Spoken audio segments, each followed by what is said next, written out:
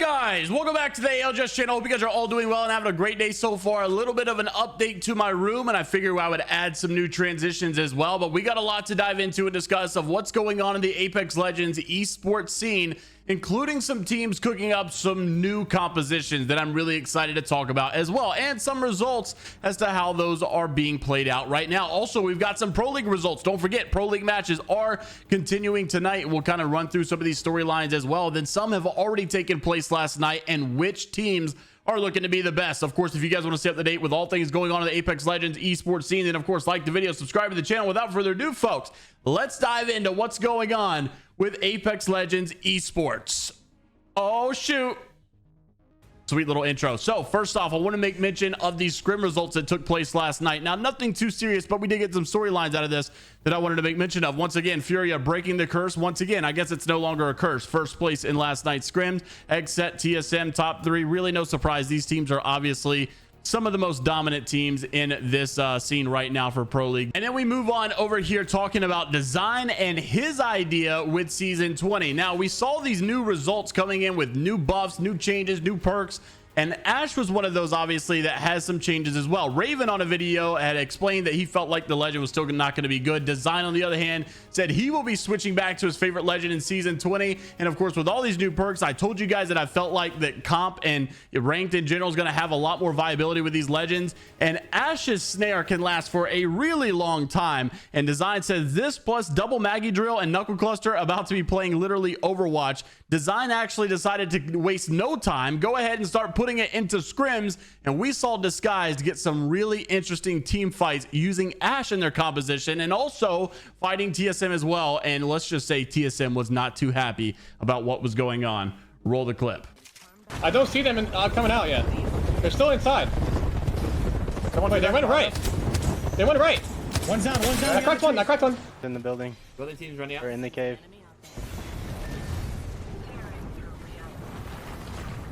Hold it from Look left.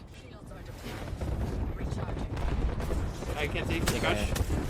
14 dead. 39. Yeah, watch out for building team. Building team isn't peeking, we're good. 100. One's up close. Can't see him. Boys. Behind you, one shot.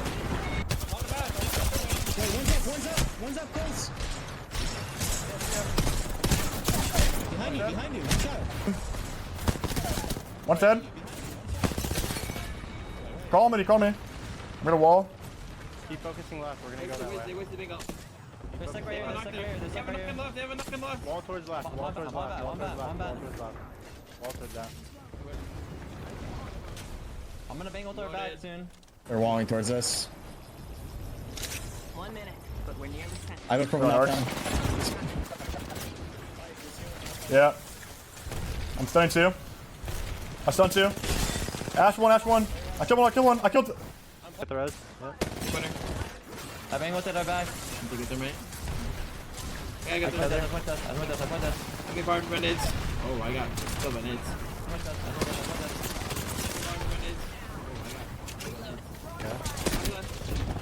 Sure.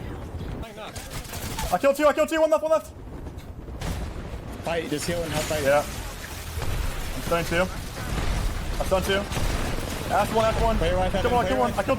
I'm playing knock. Get a bat or something, I have a purple I knock. killed two. One left. He's gonna get shot at. I think he's getting shot at. Not if you want. Yeah, you can heal. I don't have a bat. I'm done. Sure. Yeah. Go. I mean, yeah, I dropped on. I don't know what angle you're taking that from. Hold knock, walk forward. Walk forward. Drop knock. Walking back. Charging my shields. Could you spot the body in the crate maybe? Eye sharp. Near and closing in In the knock. Come on. Picking up. Hold knock.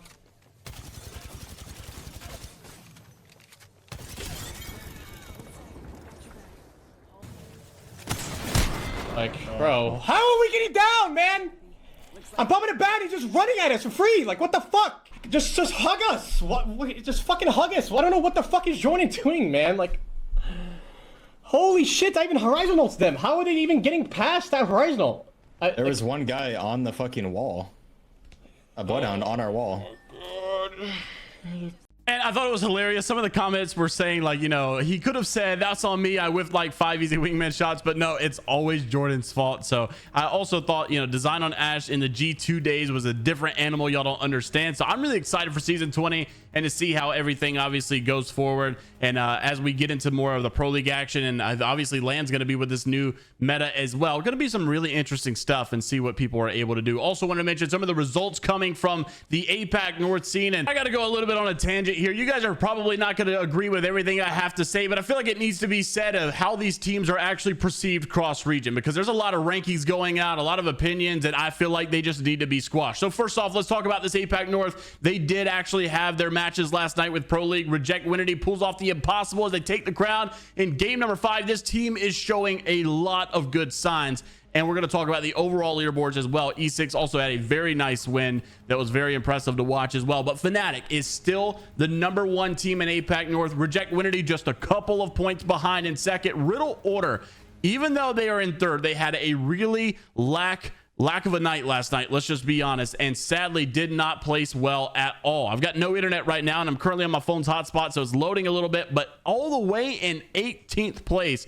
This team just could not get it together, and obviously there are some reasons for that. And every time's different. When there's contests, when there's just different, you know, I guess drop spots, everything can change in a Pro League match from one tournament to the next. So it's not necessarily to say Riddle Order is washed and they're over. I'm sure we'll see them bounce back, but just obviously not the usual night that we see out of those guys. So hopefully things are going to be back in business pretty soon. Obviously, the APAC South has not updated yet either, because they have not played yet. They're going to be playing tonight at 11 p.m. Eastern. The EMEA scene is starting right now as we speak. You're going to be seeing Group A going up against Group C. And I got to say, out of this group, I'm really looking for 40% worse to have a good day. I'm really rooting for those guys, but E6 has been the team to beat, #1 still overall, and 07 is another one. Still looking for an organization. Not normal for them to not have an organization, so we're looking for those guys also. And then when it comes to North America, Disguised, I'm interested to see if they'll pull that Ashe comp inside of the actual Pro League matches, but we do have them playing tonight. Furia, also a team that has done decent. They've done solid in Pro League, but can they convert those Scrim results into the Pro League itself? Gaming Gladiator obviously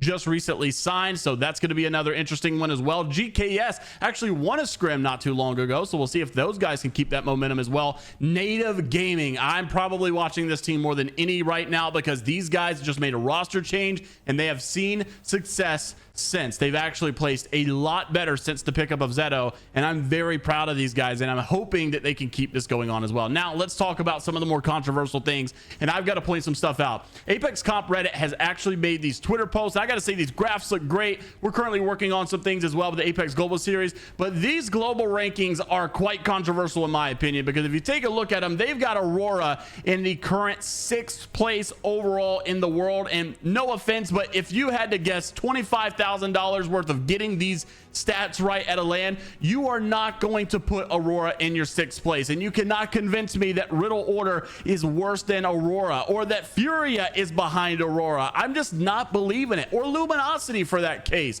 If you put a Luminosity or Furia, and I know this is in a bias, and I know you're gonna say that, but you cannot go against the stats that the North American region is just simply the most stacked region still. And I do believe that APAC North is gonna have a better year this year. I still stand by that, but it's just the fact that a lot of these rankings are trying to just give participation trophies, I feel like, in a lot of different regions.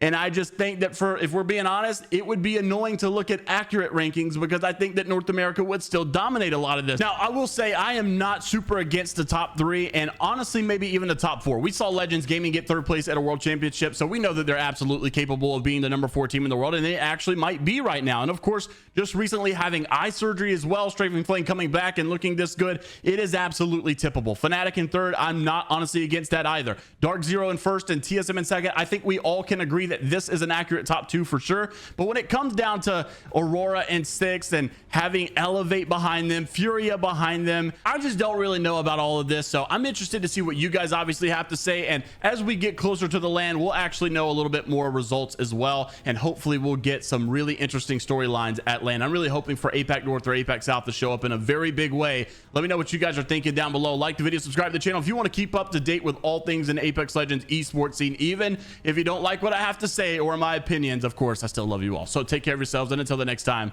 we'll see you all later, Gators.